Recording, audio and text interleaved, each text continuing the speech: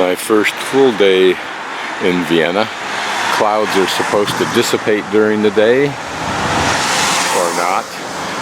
And I'm thinking maybe this whole market area will be open when I come back later today. I'm just going to start down this street since it's one street I hadn't gone down yet. And we're going to go to Karlskirche, a large church on Karlsplatz. And then we'll work our way through the normal tourist route. When I roam about, I'm always looking for something that gives me a hint of the ambience of the area that I'm in. Here's a very lovely little park. It's probably the nicest little park I've seen so far. Of course, I haven't been that far. Wherever I'm at in the world, I'm always trying to imagine what's the ambience of the lifestyle of the people who live here. What would life be like for me if I lived here? Would I spend each morning exercising on one of these benches, or maybe taking a brisk walk, or better yet, a bicycle ride? Or would I be jumping on the tram, which is down there, and going someplace for a hike up in the mountains? Little tidbits of America that you find all over the world. Might have been an interesting building when it was first built on this corner. An interesting bit of graphics. The lower right hand corner is the name of the architect. And since I kind of roughly know the direction I want to go, I'll keep pursuing things that seem of interest, like that spire in the back, which may be the church I'm after. These tall cranes, both immobile and mobile, are one of the great indicators of growth or remodeling, at least in Europe, or perhaps everywhere in large cities. See how they nail down such a large structure with such a great stress on it when it's reaching way out. You can get a YouTube clip that shows how they put one of these things up. Another pretty little square. You can see that it might have been interesting in its early day with this curve here. There are doors like this that impress me are found all over Europe. They're probably not necessarily that old. Fountain whose name I don't know, but I think that's the Archangel on top. I love the dragons.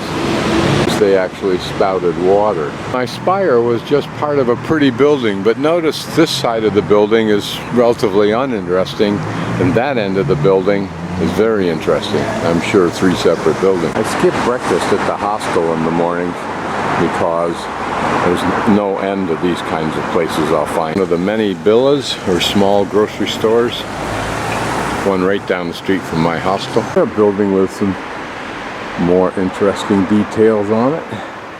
Nothing startling, just looking for stuff. But that is a pretty little balcony down there. Look how it's supported architecturally.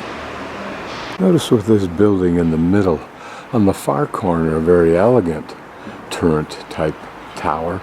Here looks like almost a brand new modern one, almost alluding to some of the square-like towers on some churches.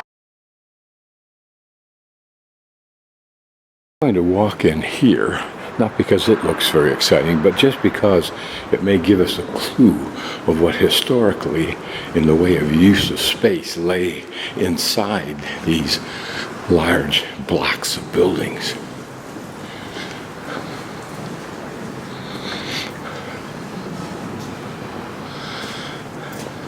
Now, once upon a time, that building might not have been there, and this might have been just a very pretty park-like area, if you will, for both the businesses and the residences inside this cluster. I'll walk straight through. Of course, this gives us the truth of the exterior. This is another building. I haven't gotten through this building yet, so this is another area within this block, if you will. Somehow what I've just walked through is the University of Vienna. See from that flag that it says Karlsplatz. So by sheer cleverness on my part, parentheses, sheer luck, I have come out dead on Karlsplatz. And that may be our church. I'm about the park here just for the pleasure of it before going in the church and confronting the fanatics that I'm sure lurk there behind every pew. Okay, it takes a while for me to wind down, relax. Look at this beautiful, massive tree. How often we take trees for granted. A little skateboard park, mini park if you will. In all large cities, if you've got the money, you can eat anytime, almost anywhere. Pretty fountain, apparently 1909, but it may be a analogy between Austria, Switzerland, Liechtenstein. This is two fountains in a row that are not spouting water. Whereas I think I found, maybe if I can recall, one fountain in Switzerland that wasn't spouting water. I mean to take away nothing from Austria. It's just that Switzerland is so outstanding. Great places to memorialize important people, particularly at a university. This is the technical portion of the university, if I read that writing correctly. Imagine if this man once taught with the same reverence towards, by students, of Frank Milliman, my friend, who taught mathematics. Again, was such a building always in white? It's not, it is dramatic.